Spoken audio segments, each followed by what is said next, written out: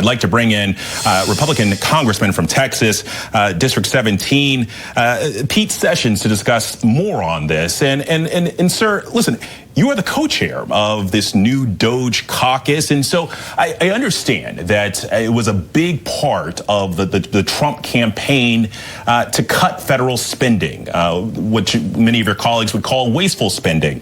But there have been Democrats who have sounded alarms about the access that Elon Musk has had since these cuts have begun. First, I want to get your reaction to some of these concerns. And does his access bother you? In fact, the questions that you ask all need to be asked and they all need to be answered. And I believe that what Elon Musk is doing is leading a group of people out of what's called OMB, Office of Management and Budget, and they have the responsibility to come in and to more quickly than waiting years to look at. They're trying to put together ideas about where government spending is and where those spendings occur. The president issued a list of about 6 items that he would specifically not want to fund, that he would look at. I think members of Congress, at least Republicans, we agree with those. But the implementation of this that you speak about, where it deals with Elon Musk presumptively having access, well, I think that that's a little bit not far-fetched, but they are government workers at OMB that are performing these duties. Elon Musk is trying to take necessarily credit for this. He is leading an effort, but I would want and do want a person of his exceptional opportunity and character to come and figure out, how do we fix what is a bloated government? But the most interesting part is we've also asked these employees, please come back to work. And I think that that's the basis of what this is all about. And government workers do not want to come back to work. And this is where the American people came out in record numbers in the election and said, we want Donald Trump, because we have to have a government that not only comes to work, but we have to have a government that performs its duties with the American people. And when you say come back to work, I just want to clarify, you mean the return to work mandate in person and instead of like the work from home, correct? You got to come back to work. You see, there is more than just an idea. It's a plan. We've got to see who's going to come back to work, right-size the government with the work that is out there. As you recall, the Passport Office, the IRS, all these government agencies have for 4 years had their employees stay at home, and their backlog and their inefficiencies are at record numbers. So why would we wait until a year down the road before we got there? No, we're going to do it now. Sure. Well, so one of the things that, I was looking at the latest numbers of federal employees that have taken the buyout. I think the latest that I saw was somewhere around 20,000. That number could have changed today. But earlier I spoke with Democratic Senator Tammy Duckworth, who remarked that, look, agreeing to pay these federal workers a buyout for the next several months through September is going to cost billions of dollars here. What's your response to Democrats that say that this is an example of being wasteful with government money? Well, in fact, I spent 16 years at AT&T. 16 years at AT&T where they would move their business from location to location, perhaps one state to another. And they were fair with those employees and offered them an opportunity to leave the government with a buyout. That means that they will leave now and be employed and be paid exactly at the same rate from now through September.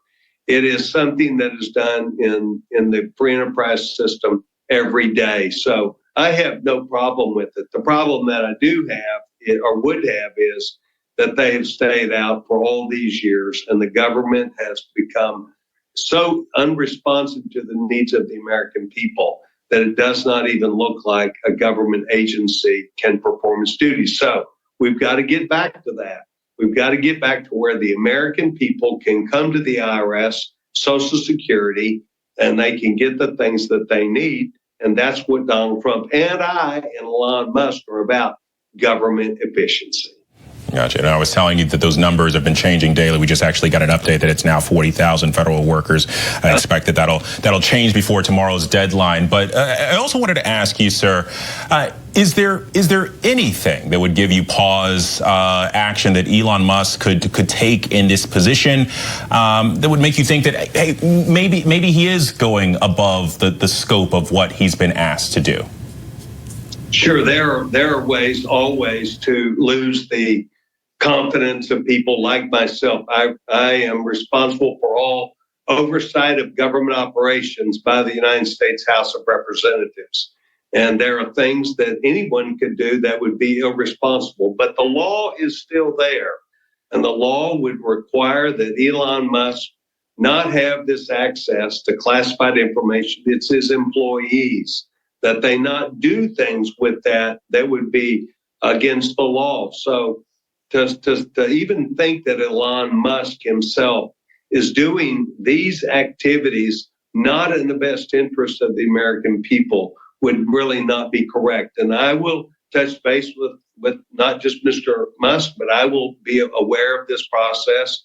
And if there is this indication that they are operating in a way that would not be in the best interest of the laws or of government efficiency, I will be very pleased to be on point on that. But once again, these are some 40,000, using your numbers, employees who've chosen to take this as an opportunity. And I'm delighted for them, and I'm delighted for where we're going to head with government efficiency.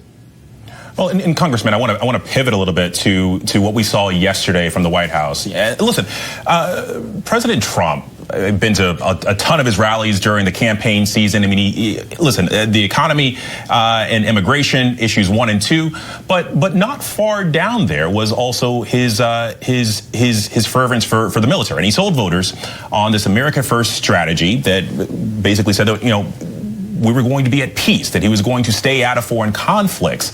I'm curious, I mean, how does this announcement about the U.S. taking over the Gaza Strip, sending potentially military troops in to defuse bombs and level the place, kind of square with this America First strategy that the president pitched? I think it's important to note that while I may not have gone that direction, the president has a strong feeling that he has a commitment to solving problems. And solving problems is something that this president has done, remembering back 8 years ago when President Obama said that the worst problem that he never could solve was North Korea. And that's all it took for Donald Trump to spend several weeks on not just North Korea, but the North Korean leader, Kim Jong-un. And they came to an understanding, and Donald Trump successfully vetted that process and made it better. I think I would commend the president for taking an issue of which people have taken to our streets here in America about the needs to make sure that the Gaza issue is addressed and done in a way that would be fair for people. I've not seen anything that the president said that would be unfair to people. I've seen where the president says America's going to deal with the problem, and I think that's a whole lot better than kicking the can down the road. I'm proud of Donald Trump, and we will see what happens. I've not listened to him much about his ideas, nor about the Prime Minister Netanyahu, but I have confidence that they want to see resolution, and that's where Donald Trump is. Okay, Congressman Pete Sessions, thank you very much for your time, sir. You bet.